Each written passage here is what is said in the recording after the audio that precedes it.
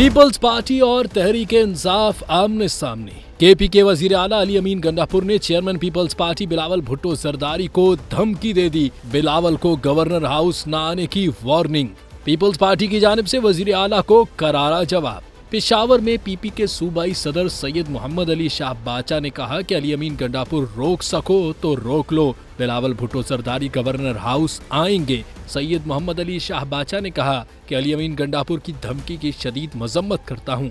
बड़ी पोस्ट पर जब छोटे बंदे को बिठाया जाए तो ऐसा ही होता है। वाज़ेह रहे कि अली अमीन गंडापुर ने एक बयान में कहा था कि पीपी के लिए गवर्नर हाउस में दाखिला बंद करने का ऐलान किया था।